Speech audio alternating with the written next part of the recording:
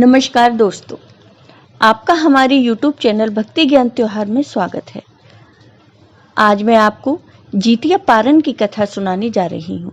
अगर आपको यह कहानी पसंद आए तो कमेंट बॉक्स में जीमूत वाहन भगवान की जय अवश्य लिखिए। अगर आप हमारे चैनल पर नए हैं तो चैनल को सब्सक्राइब कीजिए, साथ ही बेल आइकॉन पर क्लिक जरूर कीजिए जिससे हमारे वीडियो के नोटिफिकेशन आपको मिलते रहें।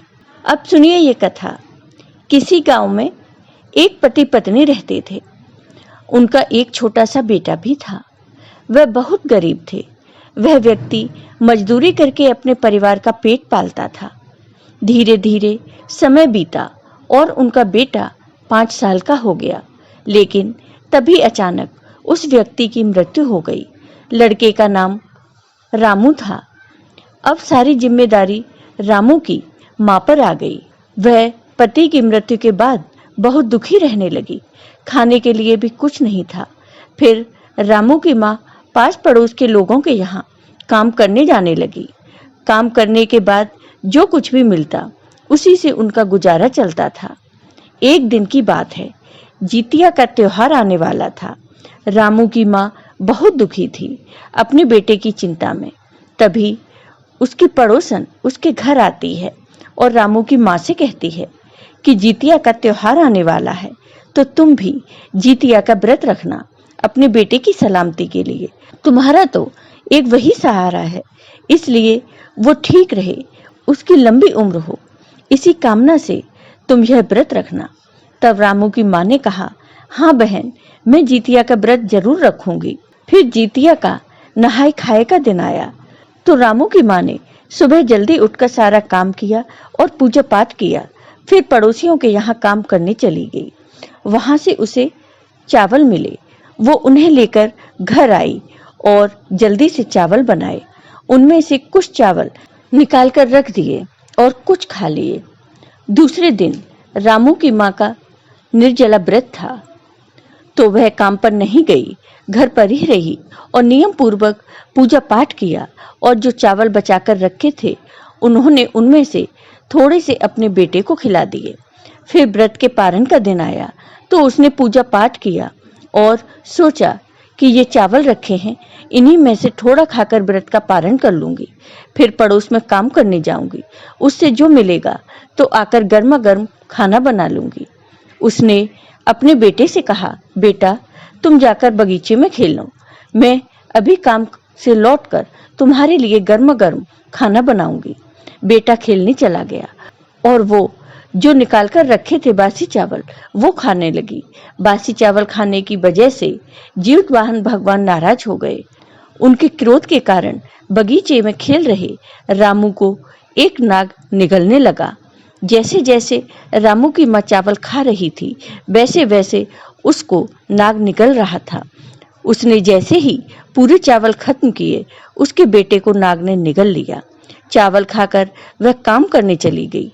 काम करके जो कुछ भी मिला उसे लाकर उसने अपना खाना बनाया और अपने बेटे को बुलाने बगीचे में गई, लेकिन उसे वहां उसका बेटा नहीं मिला।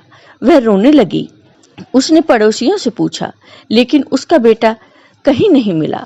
फिर वह जोर जोर से रोने लगी कि मैंने तो उसकी सलामती के लिए जितिया का व्रत रखा और ये सब क्या हो गया।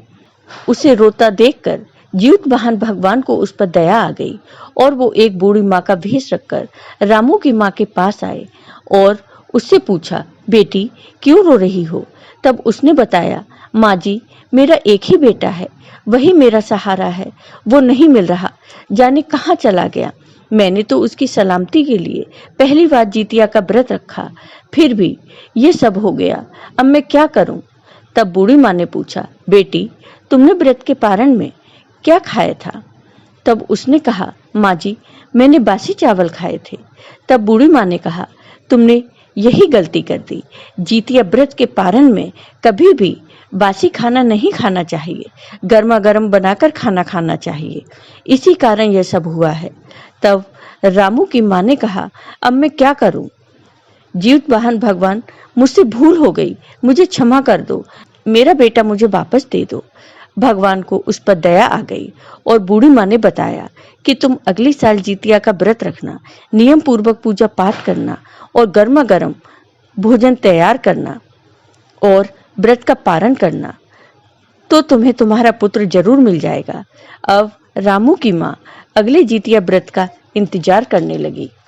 धीरे धीरे समय बीतता है और 1 साल पूरा हो जाता है। फिर से जितिया का व्रत आता है तो रामू की माँ जितिया का व्रत रखती है, नियम पूर्वक पूजा पाठ करती है, पारण के दिन गर्मा गर्म भोजन बनाती है और व्रत का पारण करती है। जैसे जैसे वो गर्मा गर्म भोजन खाती वैसे वैसे नाग उसके बेटे को उगल देता है। फिर खुद जीमूत वाहन भगवान रामू को उसके घर के बाहर छोड़ जाते हैं। रामू अपनी माँ को आवाज लगाता है। माँ दौड़कर रामू के पास आती है और बहुत खुश होती है। तब रामू कहता है, माँ आप मुझे बगीचे से लेने क्यों नहीं आई? तब रामू की माँ सोचती है कि ये सब जीमूत वाहन भगवान की कृपा है कि इसे कुछ याद नहीं है। ये सोच रहा है ये आज ही गया था बगीचे में।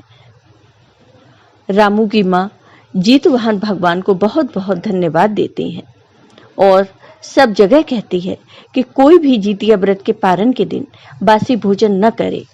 जय हो जीतवाहन भगवान की। तो दोस्तों, कैसी लगी आपको ये कथा? कमेंट करके जरूर बताइए। साथ ही मेरे वीडियो को ज़्यादा से ज़्यादा शेयर करिए। धन्यवाद दोस्तों।